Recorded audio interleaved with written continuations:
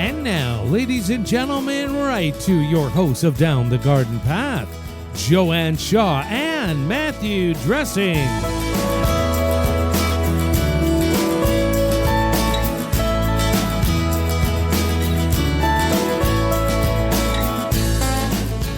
Hello and welcome to Down the Garden Path, where each week we discuss down-to-earth tips and advice while doing our best to help you seasonally manage your garden.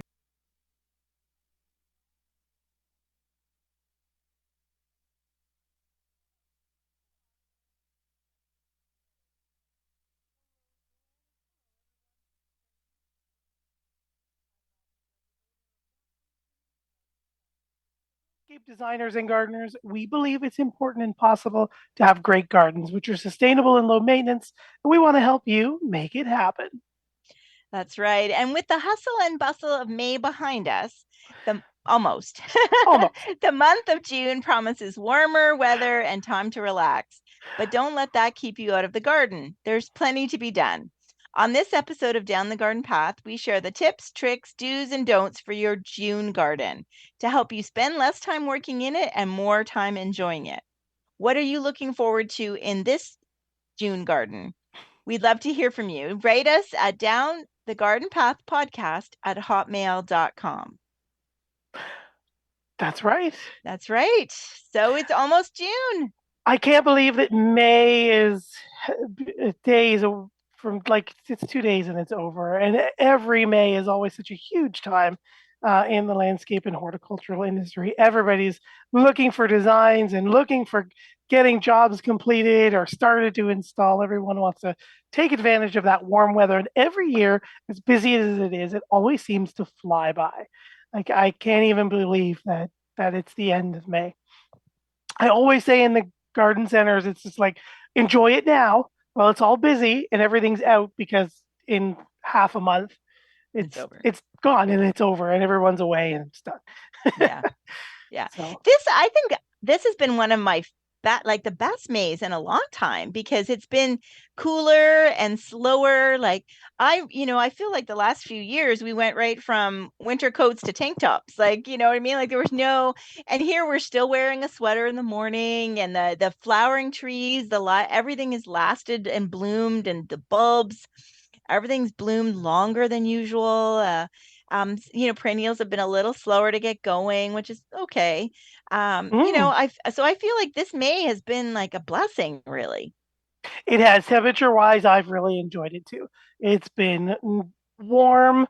Like today, it was, like you said, cooler morning, but now it's a nice 24 degrees where we are here. It's sunny out. And like you said, everything is lasting. The trees were blooming for a number of weeks and what seemed much, much longer than previous years. Because like you said, we just get that burst of heat and it just speeds right through, especially all of our fall bulbs, right? Or our spring flowering bulbs. They love that cooler weather. So we've been able to enjoy them, which is great. Which is great. So that has been nice. Mm-hmm.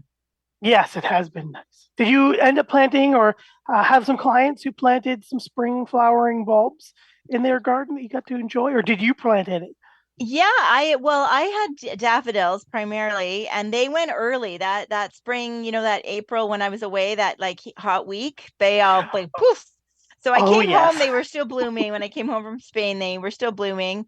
But now my alliums are blooming. So they are long anyway. So, and every year when they're blooming, I'm like, I need more of them. And so and it shows you how much of a purple garden I have. So my catmint is blooming, my purple alliums are blooming. And then I have my variegated irises are about to bloom.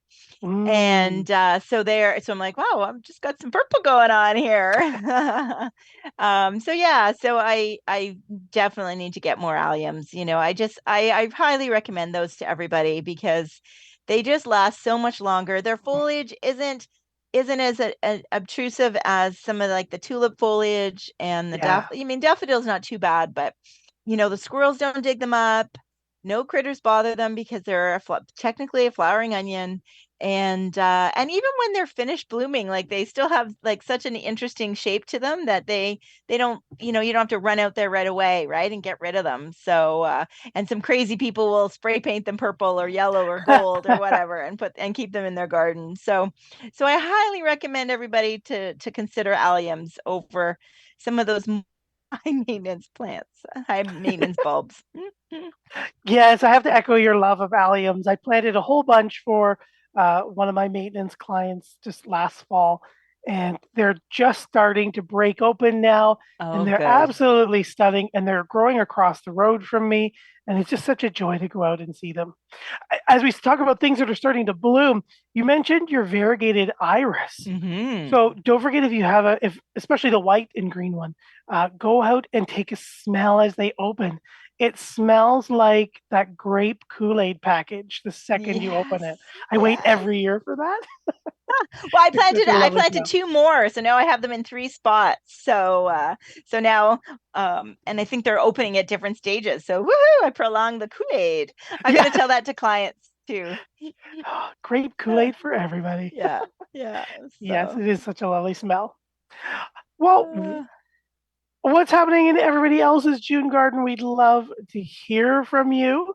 Let us know. You can write us at Down the Garden Path Podcast at hotmail.com. What is your June gardening plans, or what are some of your summer plans? Where are you listening from? We love to hear from all of that's you. right. That's right. Karen has Um written in mhm. and says hello. May has been good weather. Japanese beetles, what to do? Just wanting to get prepared. Thank you so much. Well, yeah, Karen, June is a good time to get prepared for your Japanese beetles. So starting out with our lawn, I guess, in our June. Yeah, Um, let's talk about lawn care. So yeah, so that's timely question, Karen.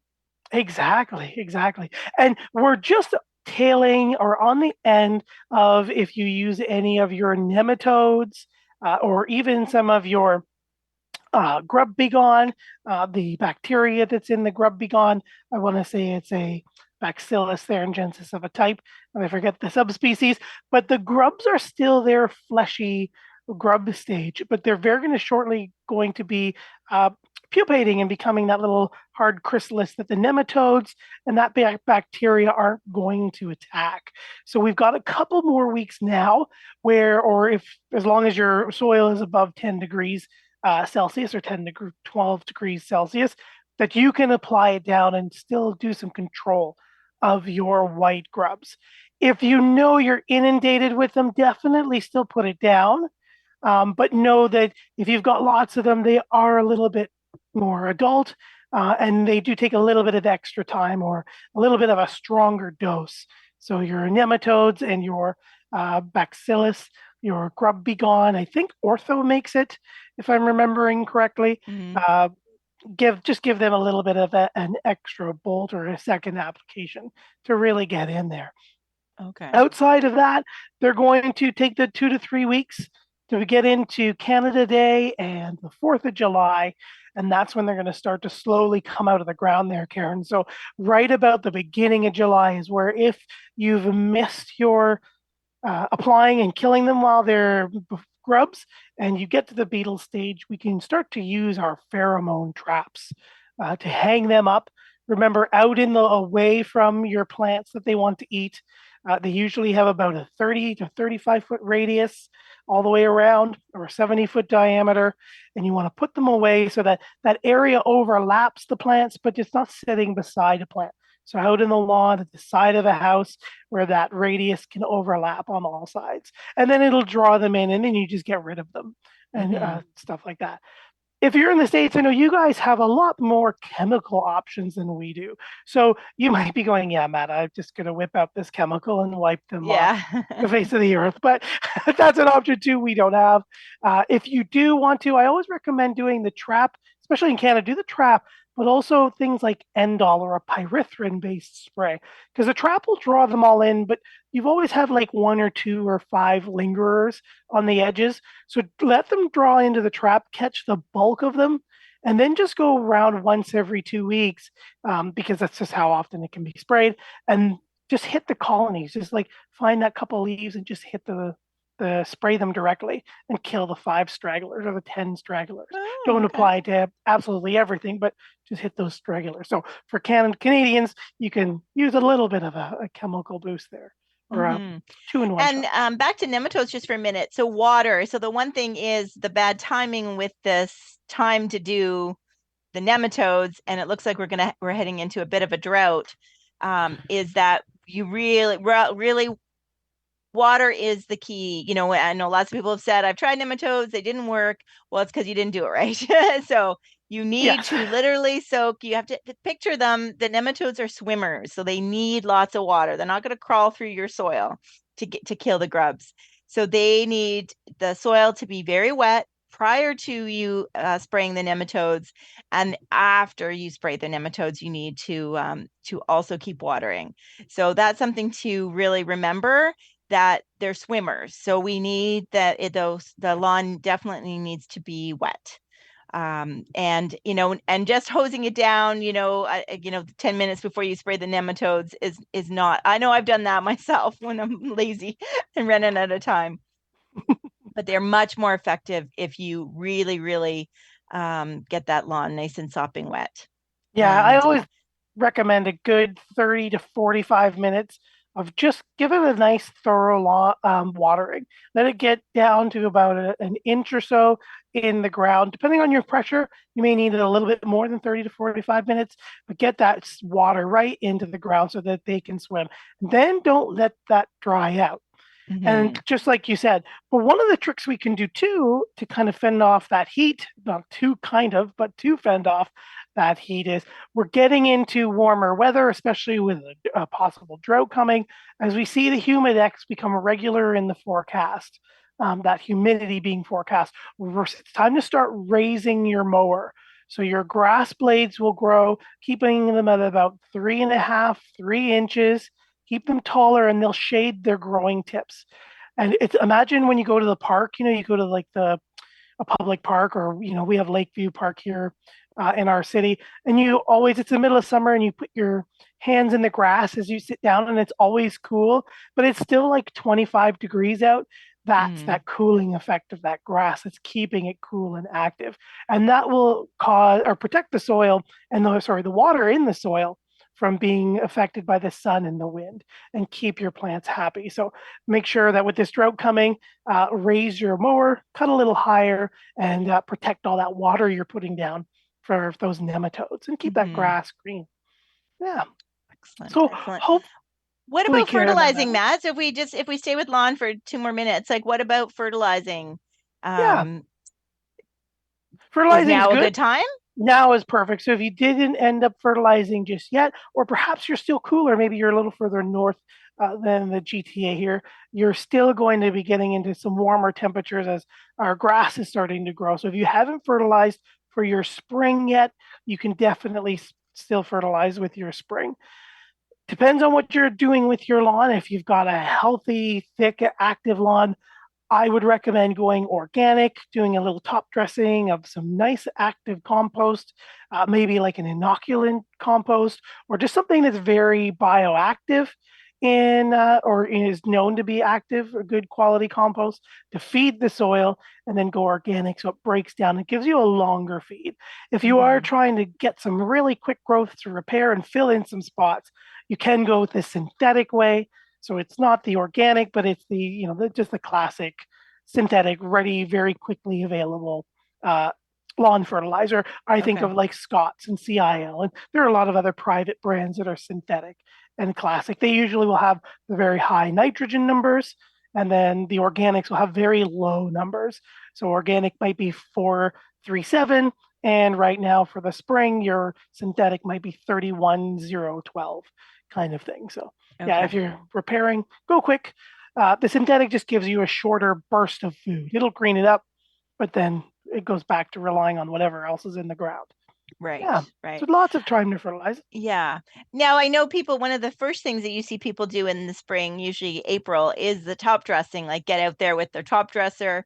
But it's not just April, like early or March, you we can do that now too to kind of, that's another way to feed the lawn. Hmm. Definitely. Yep. I have a client. We're about to do some top dressing in the next week or two and just refortify and reseed that lawn. So, yeah, if you haven't done that yet, again, just applying a nice top dressing of compost will give you a good little bit of food and feed that soil underneath. Compost, I always recommend as your top dressing because it's going to feed the microorganisms in the soil. We can't, I mean, you could, but it'd be very laborious and expensive to lift Hmm. up all the sod and rework the soil underneath. But if you're feeding the soil microorganisms, they're going to do it for you. Top Mm-hmm. dressing. I see a lot of people, or I have seen a lot of people in the past, they top dress and then they'll come to me or call me and say, I top dressed and it's all going yellow. What did I do? And they usually will put down a heavier soil, like a triple mix or just a flat out topsoil that they've gotten from, a nearby farmer's field. That's too heavy, a little bit too heavy, but also they put it down too thick. Remember, you only need like an eighth to a quarter of an inch of soil to top It's dress. like a dusting, really, It's right? almost just like a dusting. You shouldn't see big things like a sea of soil. Yeah. And then the Right. seed just goes on top, and you're going to keep it evenly moist and nice and cool to bring it on. And just a Mm. tip, if you have a small space, a couple square feet, you could get a sheet of burlap. It acts as kind of like a shade cloth. So Mm. that jute twine, that soft burlap with the little squares in it, acts as kind of like a little greenhouse. You can just peg it down into using some tent pegs or some landscape staples. And you don't want to press it against the seed, but it'll create, like if you just lift it above the soil, it allows air and sun to penetrate, but still protects from that drying wind and the sun and keeps the moisture in there to help the seed. And then after about 14 days or 2 weeks, you just pop it off when you see some good growth starting to go and get it in there. Or you could leave it on for the full 28 days and have a nice full lawn once it pops up and it'll all straighten out and green up a little bit more as well.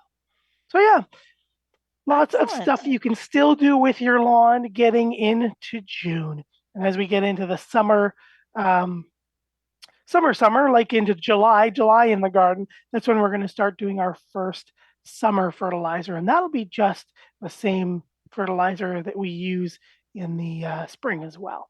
Okay. Okay. So yeah, so that's good advice. And if the lawns go dormant, the lawns go dormant. Yep, That's not, it's not a reflection on you. It's not a reflection. I mean, it needs to rest. And once we get rain and cool, the temperatures normalize, it will green up again. So I think people kind of panic a little bit when it starts to go dormant. they do Um, because it goes that brown defensively, right? yeah, Yeah. Yeah, and yeah, so the key there is if it does go dormant, just stay off of it. In the first week or so when it's dormant, she's still kind of spongy, but once we get into 3, 4, 5 weeks of dormancy, then it can become very vulnerable to being damaged and right. crushed because the soil is now just so dry that you'll Yeah, damage the lawn. Yeah, yeah, yeah. So the other topic that seems to be, May, we think about for May and it kind of carries a bit over into June, especially considering how cool May has been, is our veggie and fruit gardens, right? that's right. I know we haven't planted, I don't know about how your balcony's doing. I've purchased some plants, some veggie plants, and I have a couple more to purchase. Uh, and I bought the compost for my garden, but nothing's planted yet because we had some late frost. We had some late frost last week Yeah, we did. And I'm right where here you in the are. GTA. I realize that our listeners are kind of from all over, so some of you are probably already harvesting fruit and vegetables. I Yes. don't know, but here in the general Toronto area, we are still haven't planted. Yeah, it's been very cool and windy at night, the last couple of nights too. Yeah, I'm right where you are. I've got some small tomatoes and some other veggies started. I've started to just this weekend. I planted out some corn and my beet seeds I set out on the balcony. I directly sow those ones, so they're just best that way. So I didn't start those, but I've got some tomatoes and a couple peppers and some small onions and chives that are just waiting to go out there. I put them out during the day because it's nice and warm, but yeah, I haven't quite planted them yet. Yeah. So what did you Yeah. end up buying for some veggies? What are you growing this year? I got some grape tomatoes and I got a bush cucumber, which I've never had before. And then I bumped into one of the ladies from my garden club and she's got like a dwarf. Yeah, she had some really unique things. Actually, you know what? I think she might be she might. I got a pepper. Sorry, she has the bush cucumber, which I'm not familiar with, and she has some really unique dwarf, dwarf tomatoes. So I'm really excited to see what she has. She started them all from seed, and she's got like a little. They have a container, like a shipping container that they turned into a greenhouse. Ooh, Yeah, her and her partner. So yeah, so she's a member of the Pickering Garden Club, and so she had some things for sale. So she sent me her website, and I'm keen to kind of go over there in Pickering. She's in Pickering, so I'm kind of keen to go over and check out. She's got some unique things. So, and she said, people are looking for smaller for containers, for smaller spaces, and I totally agree. So yeah, people are still wanting to do veggie gardens, but they're wanting, them to just get them maximize their space. So, yeah. so yeah, so I've that's got good. a couple of those micro tomatoes, the Red Robin, that Okay. I'm about to start again some plants, so I'll have to share them with you. Send one your Oh, way, so you can okay. have a micro tomato too. And yeah, that was Yes. what I was looking for in my corn.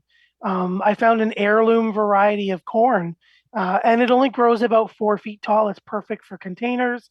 It gives me really sweet corn, really small but very sweet cobs of corn. So yeah, small. I agree with her.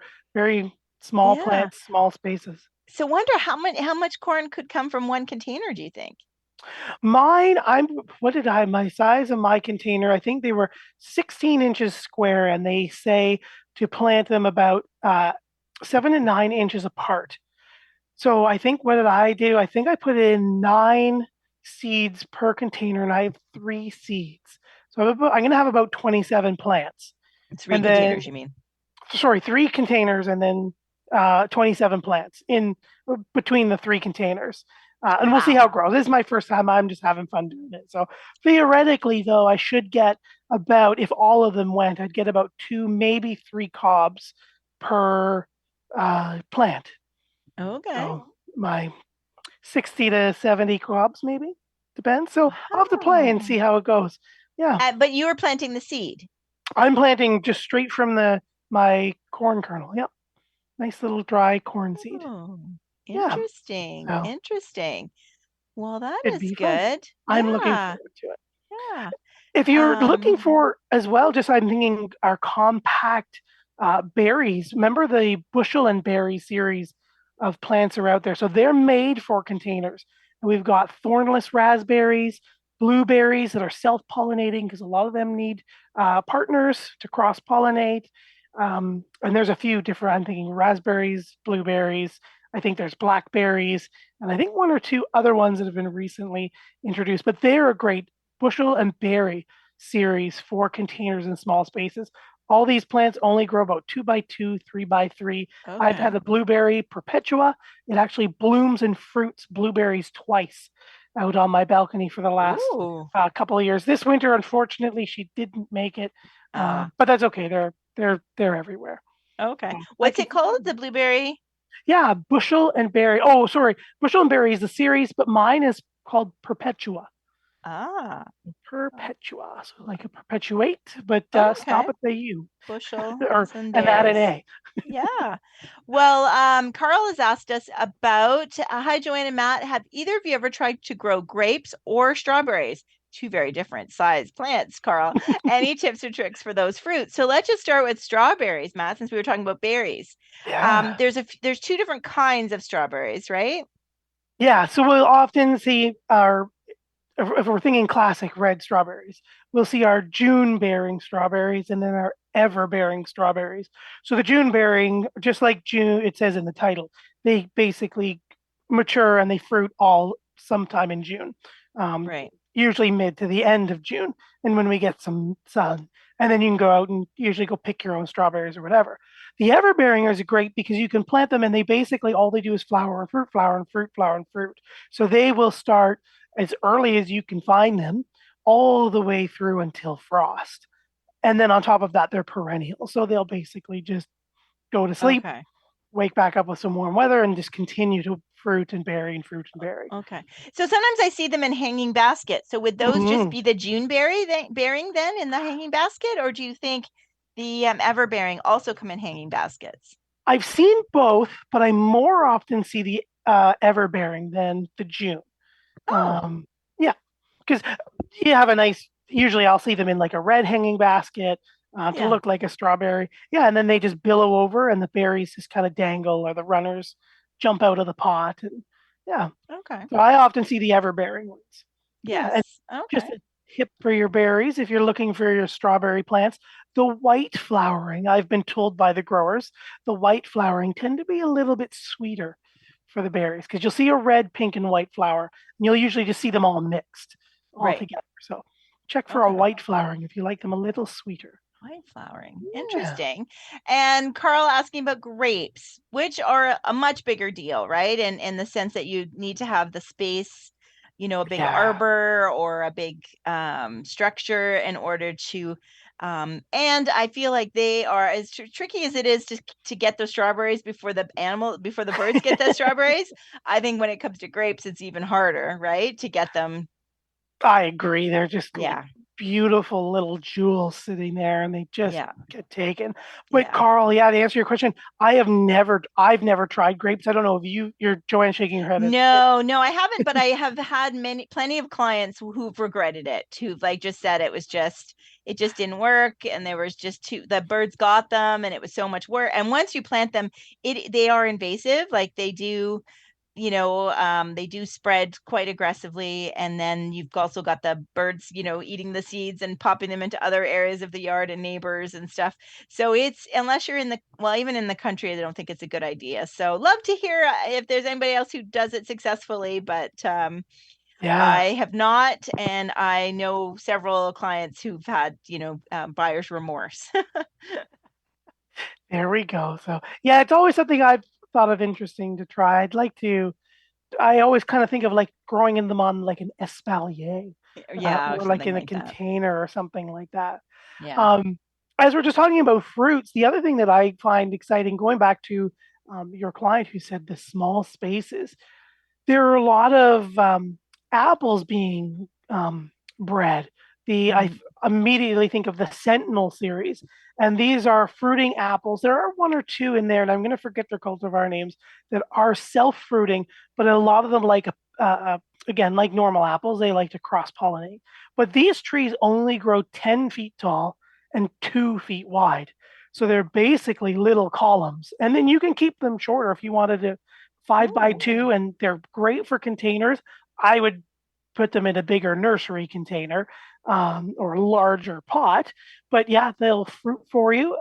I've heard people in the trials, they had them in containers, they've had them in places like balconies and decks, and they flowered and fruited and did well. So I think Red Sentinel, columnar apple is one of them, and they produce full-size apples. There's a gold, a red gold, and then there's a couple other ones. I want to say emerald, that is self-pollinating. But just another shout out, if you're interested in apples, but you don't have a whole lot of space, you know what? You could make a beautiful little container wall with a few apples in them and move them around, and kind of get creative that way too. So. For sure. And we can give a shout out to Susan, right, Gary? Susan's show, monthly show here actually on tomorrow morning. Reality Radio 101. Yes, it's on tomorrow. Oh, perfect.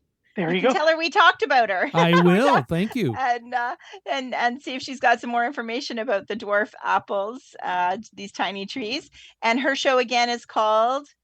Her show is the Urban Forestry Radio Show. And that is on last Tuesday of each month. And the starting time for that is, I believe, 1 to 2 p.m. 1 to 2 p.m. Perfect. So shout out for Susan. And you can check out her website at orchardpeople.com, and she's got all her past shows and all her information about fruit trees. So yeah, so a general question. Sorry, go ahead. No, go right ahead. Mike is asking about what is the best time to water my plants, morning, afternoon, or evening.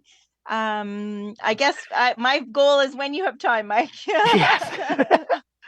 Yeah, ultimately, Mike, whenever you get time, I think the key there is just avoiding just being the person who just sits there and waters the leaves all the time, especially if you have to water later in the evening, because you get the free moisture. The sun is going down, the wind may be calming down a bit as well, and then you get the water that just kind of sits there. So if you're watering leaves, that's the chance for diseases and other things like mildews and rusts to take advantage to go through their whole life cycle, which some species just need 4 hours of free moisture to do. And then you come back and water the next night and you're spreading spores. So if you're doing it later in the evening or at night, and if you have to, no worries. I've done it too at clients' house. I've just been there in the evening. That was the only time I could get there and I had to water for them. Just try to water the soil as best you can. Feed those roots, water those roots, and keep the foliage dry as possible. Watering as well, if you've got an in-ground sprinkler system and maybe you have some, mildew issues or disease issues, but you're using your sprinkler at night versus, first thing in the morning, like 4:35, 6 o'clock, that might be an issue too. You're giving them free moisture. You're doing it at night so you can see it or so that it goes off. But if you put it in the morning, that would be better for your plants for disease issues. But other than that, yeah, Mike, it's kind of like Joanne said, whenever you can do it, they're going to love it. But later in the day or closer to the evening, try to do it at the ground level only, just to avoid that kind of issue. Yeah. Speaking as later in the evening, as we get later in the show, I'm going to stop and just say thank you, everybody, for joining us here live on Reality Radio 101. And thank you as well if you're listening at home or in the car. We enjoy all the people and appreciate all the people who are listening to just the podcast as well. I'm Matthew Dressing here with my co-host and co-author, Joanne Shaw, and you're listening to Down the Garden Path. Joanne and I enjoy hosting Down the Garden Path each week, bringing you interesting and relevant topics to help you achieve a great garden. We learn right along with you from our research and from the wonderful guests that join us here on the show. Don't forget, you can spend more time with us down the garden path. Follow us on Instagram, Facebook, and YouTube. At Down the Garden Path Podcast is our handle there. You can also find us on all of your favorite podcast providers. And while you're there, please hit that subscribe button to be notified of new content. And please don't forget to like, share, and leave us a comment. We love hearing from all of our wonderful listeners, whether you're listening live tonight or you're listening on the downloaded podcast, wherever you might be. Don't forget, you can always write us any time of the week, whether we're on air or off, Down the Garden Path Podcast at hotmail.com, or visit us at our websites. You can find Joanne at www.down2earth.ca, and you can find myself at www.naturalaffinity.ca. So we've got June in the garden on topic tonight, and we've got some more questions popping in. Yeah. Do you want me to read Monica? So Monica's asking, let you catch a breath. Hi, listening again. Thank you, Monica. My soil is basically clay. I want to plant. After I dig a hole, should I add sand to that particular spot for future draining? Thank you. Good question. Yeah, it's I think that's a popular belief that, that sand helps. What are your thoughts? You know what? I think the answer to all of our soil amendment questions basically comes down to active, like a living compost, a compost of some sort. Yeah, so I'm with you. Yeah. So Monica, clay is the only particle in soil, because soil is only sand, silt, and clay, that will exchange and hold nutrients. So sand and silt will break down into clay and other nutrients, but clay is what holds our nitrogen, phosphorus, potassium, etc., for the plants to eat. but it is shaped like little bricks, so it does become compact. Sand is a good thought because it is larger than clay, very much larger than clay, if you look at it on the microscope, and it's nice and rounded. So theoretically, it should, bump all those bricks out of the way. But compost is the best thing to do Or a because manure, right? Like or something manure. that's organic. So really you're wanting to change, like something that's going to break down, right? Right. So you want those organics. You want the irregular shaped particles to get in between the bricks. But more importantly, to amend it over time, you want those organisms in there because as they go through their life cycle, they release humic substances. And Mm-hmm. what they do is they encourage that clay particles to be pushed aside. So they release calcium cations in between the clay particles and it separates them. And then in other soils that are very silty or very sandy, again, adding organic matter to get that humus structure. Humus also will hold nutrients, but those organisms release those humic substances, which bind everything back together and give you that nice black, crumbly forest soil again. So anything, Monica, that is high in organic matter, like Joanne said, a nice composted cow or sheep manure or a combination of both, or again, something, any of the composts like your, sea compost or your forest compost, depending on who provides. Yeah, or mushroom compost. It depends on Mushroom compost. I know I sent my son to get some at the grocery store, the garden centers in the parking lot, and they only had they had sheep. So I was like, get, this or this, and like I said, get compost, and he goes mushroom, and I'm like, whichever compost they have. I said, or manure, whichever manure they have, and he came back and he goes, they didn't, that's all they had was sheep. So it depends on where you're ordering from, but yeah, so think about it that way. Yeah. And same with no matter when you're planting, but no matter what type of soil you have, but especially with clay, I mean, going with more of the organic, the sand is really, in theory, you think it would work, but it's really still not adding anything super beneficial to the soil. So I hope that helps, Monica.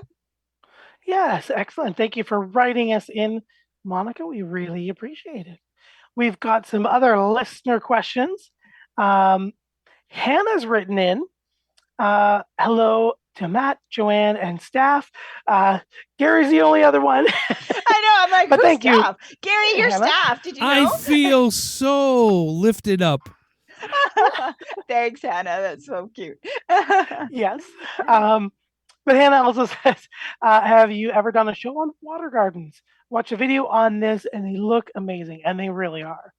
The video did not really explain a lot of things, so I thought maybe you can or had done a show on this. Thank you very much. Enjoy your week. Well, thank you very much, Hannah, as well. You too enjoy your week. Just as you think of that, we did do a show with Ernest Williams, Ernest Williams from Aquascape Inc. So they're all about water gardens, creating pondless waterfalls, full out pond. You imagine it, Hannah, and Aquascape has the tools and all the equipment to do it. So shout out to Aquascape. Love them. They're in Canada as well as the United States. So they're all North America. Aquascapeinc.com is their website. We'll put that in the show notes as well. And then I was just kind of looking back to see if I could name an episode for you. Yeah. I'm also wondering, because that's what I thought she originally meant, but then now I'm wondering if she means like a rain garden too. And I'm wondering if we did one of those with Sean James, because he's kind of infamous with rain gardens. So that's another thing. So yeah, we've got some past shows for you, Hannah. That's right. I'm having difficulty just bringing them up quickly. Okay. But maybe if I come up to them again, Hannah, we'll definitely put them in any of them in the show notes. We'll put a link to the Aquascape as well as Sean James's rain gardens and all that information there too. So so if you just Google, again, Down the Garden Path podcast and find this episode on your favorite podcast provider, as well as YouTube, we'll have all those extra links there for you. But did you find something? I found Water Garden Trends with Ernest. So that's one of the episodes. So you could search for Water Garden Trends. Fusion Garden, that's a bit about, we did that with Chris Ray, with a landscaper, talking a bit about water management on your property. So we have quite a few actually. So yeah, water garden trends. Nice. Yeah, and So I just searched for rain on my garden on my website. So yeah, those ones brought up. But thank you for that question, Michelle. it was Hannah, but that's okay. Hannah, sorry. uh, so So Karen has written in, I think a different Karen has written in, good okay. evening garden show. This may be a bit of a design question, which we love, but is it okay to mix foliage? Should we keep certain flowers together, or can we mix breeds of flowers when planting? I'm not sure if one type of plant could harm another. Thanks.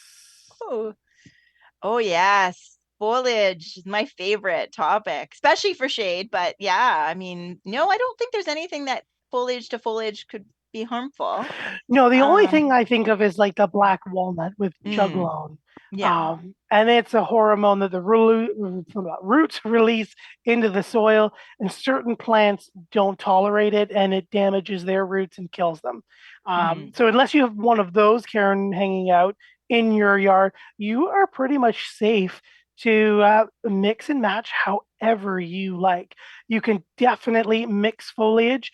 Definitely look at the different textures, bold foliage, medium foliage, fine foliage. Their textures, their shapes, their colors will all give you different plays in your garden. If you've got small spaces, remember using finer foliage gives your mind an illusion of greater depth. If you've got bigger spaces, you can use bolder textures to create smaller rooms within the garden or make something really far away seem a little visually closer. The sky is the limit. Yeah. Same thing with the flowers. You can mix all of them, especially when you're mixing, shrubs and perennials.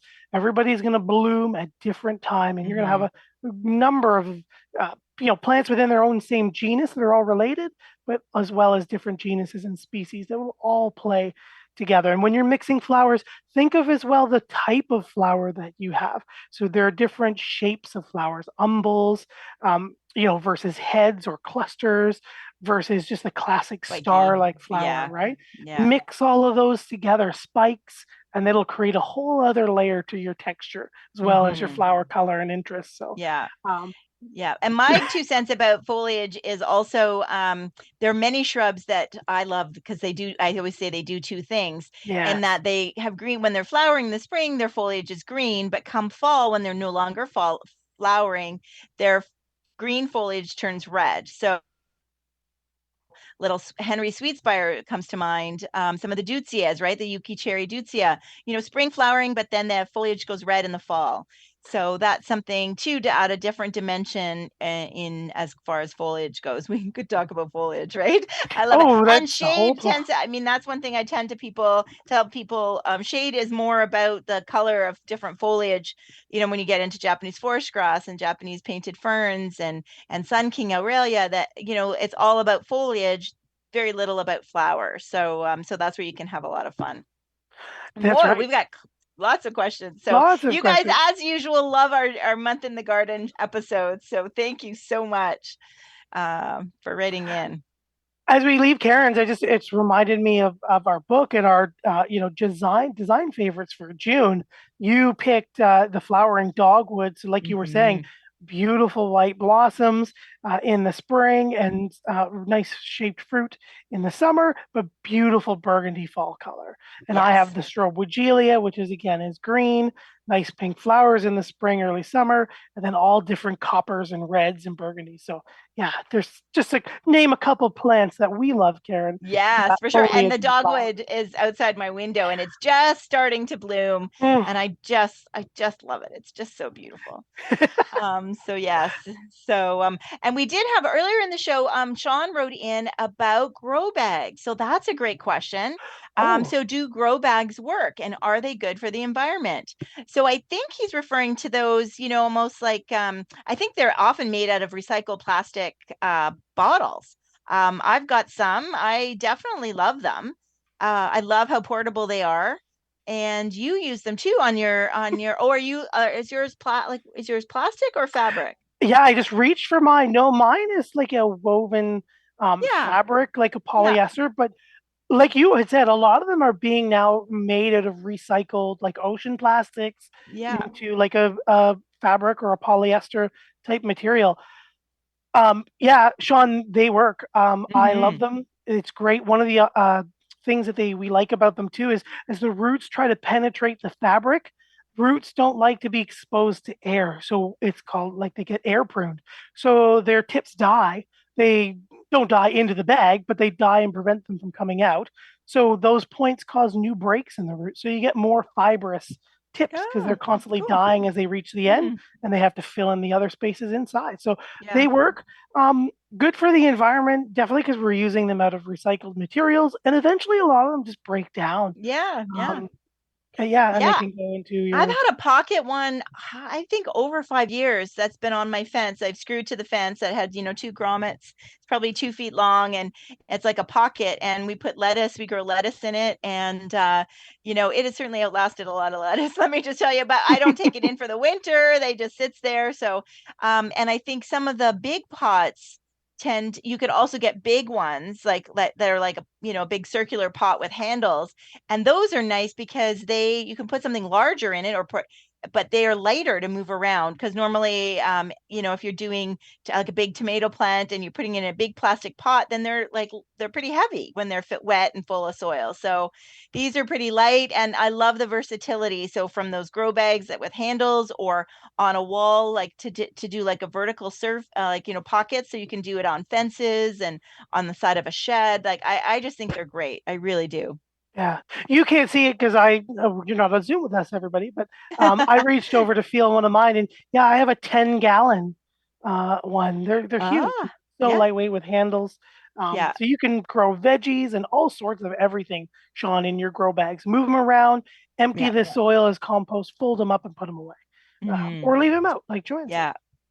Yeah, and speaking of veggies, Sue has written in, "Hello, garden people. Is June now the time to plant most veggies? I will be new to this." Yeah, I mean, I think it's the safest time, Sue. The keeners are out there and scooping up their obscure varieties in March or in May, or starting from seed. But there's still plenty available at garden centers, and so yeah, now is a perfect time. We should be past our frost now. That's May 29th. You can, start out, if you're going to start out new, start out in a container if you want, like a grape tomato or cherry tomato, or jalapeno peppers are very easy to grow in a container. So pick some easy ones. We do talk about, vegetables in our book as well, and on which ones to kind of start. And yeah, you'll have a blast. Yeah, you really will. It is much simpler to do. You're gonna buy it and plant it and harvest it like any other Yeah. plant, but much easier for sure. Yeah, So lots of information online, and lots of information on past shows as well. We've talked a lot about growing veggies. So yeah, yeah, we're yeah. just starting to put ours out ourselves. So Mm-hmm. easy to Mm-hmm. go, easy to go. Um, yeah. So what else do we have? We've still got lots of listener questions. Who We else do we do, have yeah. here? Here's Katie. Love the show tonight. Oh, Great advice. Is it possible, or do you know of anyone that has ever just grown their roses in pots? Would they do well in those containers? So great question, Katie. And they do. The problem here in Ontario is the winter, right? yes. And you and I do know someone who has successfully overwintered the knockout series of roses. Um, Larry. Larry. Hmm. Larry. Yeah, he lives much further north than we do, almost like a half a zone north, or just because he's higher up. But he has some knockout roses that he has in some, not like super, commercial size planters at the end of his driveway, but decent sized ones. But they were fairly hardy, and they were able to overwinter at the end of his driveway with no protection. He once told me. So definitely, but like Joanne said, we usually get that freeze thaw happening, and that's what wakes Hmm. up our roots and then freezes them and crushes them. And that's tends to be the issue. So if you can put them in the ground, great. Or if you want them in the pot, try to protect them like a tender grass, like your purple fountain grass that you want to keep. Bring them into the Hmm. garage or against the side of the house where they can be protected and overwinter and Hmm. stay cold and stay frozen and stay asleep Right. for you. Or But you can dig a hole. So do it before the ground freezes, but you mm, can also take a pot, and dig a hole and put the pot in the ground and just cover it with some leaves and stuff. And that's another way. And so then in the spring, you can pop that back out again. And that's another great tip for even if we've got listeners who haven't planted their containers yet, shrubs, consider shrubs for your containers. You're just buying one thing. It's going to put on a great show, like little lime hydrangea, little quickfire hydrangea, some of the deutzias, that are going to be really compact and grow really cool in a container. And then you can overwinter it by just putting any renters out there that don't want to spend a lot on somebody else's garden.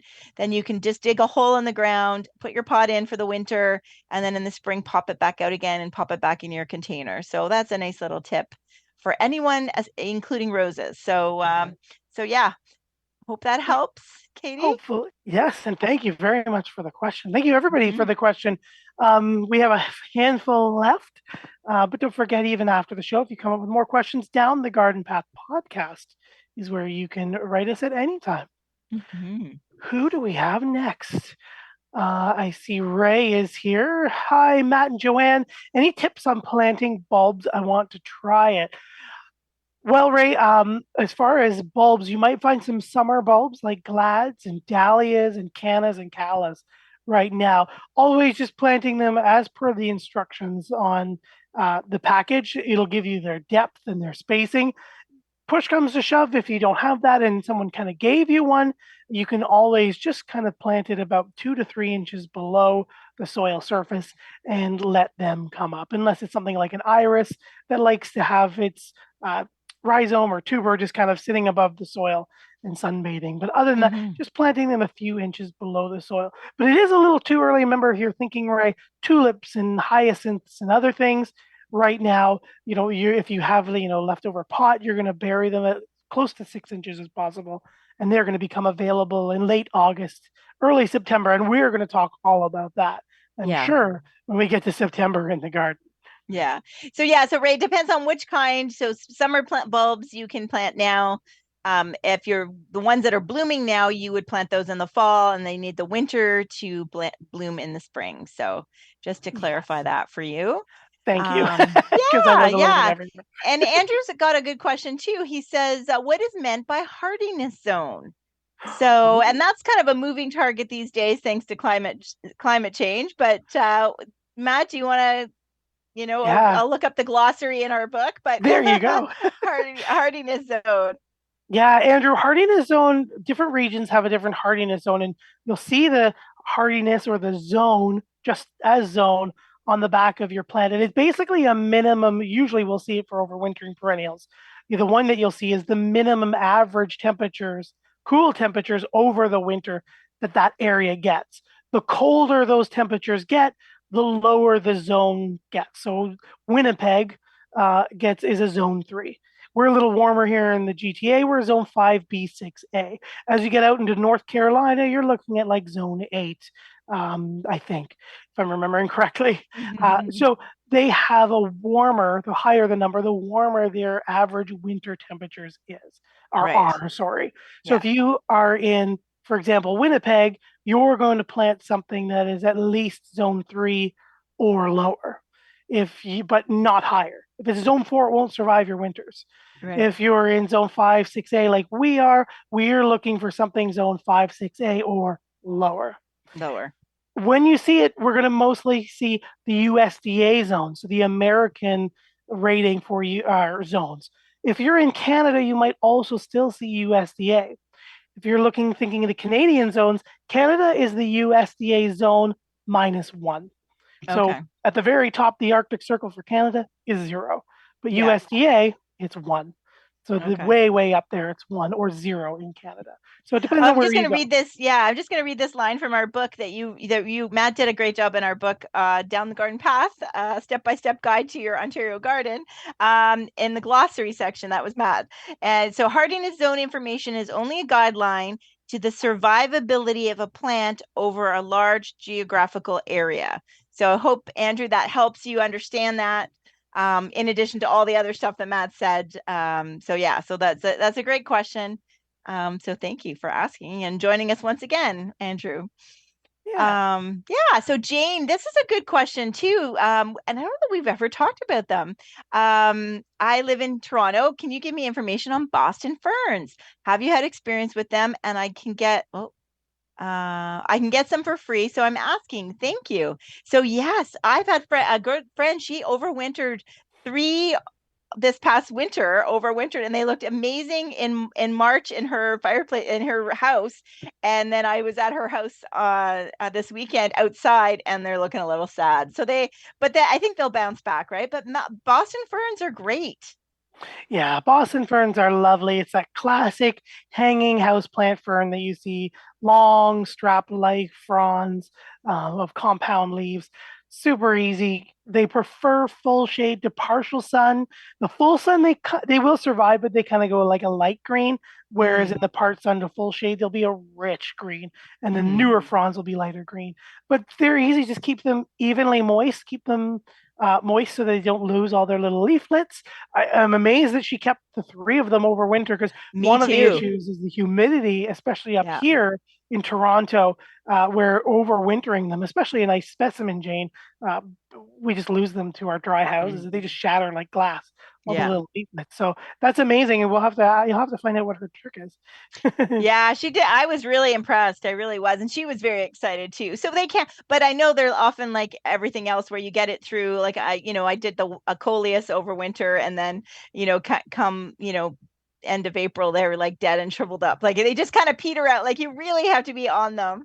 But if you can get them for free and they don't Mm, cost you anything, they're worth it. And they are kind of like a ficus too, though. If you are going to try to overwinter them, when you do bring them in, they will shed. They'll kind of like object a bit, right? And kind of shed and yeah, protest, and then they kind of leaf back out again. But yeah, it's a great green. I think they're better in baskets or in containers, not necessarily putting into the ground. But it's great texture, and the fact that they can grow in the shade, or in hanging baskets like on a porch, or deck. I'm mixing three very small 4-inch ones with some Torrenia and Oh, some excellent. Okay. purple Tradescantia, the upright version, not the little inch plant, this hanging one. Okay. And they make a beautiful little Mm, textural thing. So, that's yeah, great. I That's think as great. we're running out of questions, do we have one more question there? We do, from Brian. Always love Joanne and Matt's show. Thank you, Brian. This may sound silly to you gardening professionals, but what does pinch your plants mean? Good. That's a cute one. Yeah. So pinching them back. Basically, it's cutting off the tip, the growing tip, for example, on your peppers. Let 3 or 4 sets of leaves grow, pinch off the tip, and then from those sides, new branches come in. So it's like you're pruning, cuts off all Hmm. their growing tips, causes them to fatten up and get bigger. Yeah. Fill out as opposed to being leggy. Right. So pinching is Hmm. just an individual plant or plants, and then pruning or shaping or shearing like a hedge, same thing, but it's just a different term on a bigger scale. So Hmm. hopefully that helps as well. And I think that reaches the end as we get to the Yes. last couple minutes. So thank you, everybody, for the wonderful questions. Those are all things you're going to be doing in June in the garden, plus all the lawns. Don't forget to check out our book, Down the Garden Path podcast, step-by-step guide to your, quote, Ontario garden. But it's great tips and tricks for wherever you might be in North America. Stay tuned next week. We're joined by Sarah Osterlee, and we're taking another look at growing and producing cannabis. So join Mhm. us next week. And until then, take care. Thank you, everybody. You're listening here on Reality Radio 101 to Down the Garden Path, and we'll see you next week. Bye.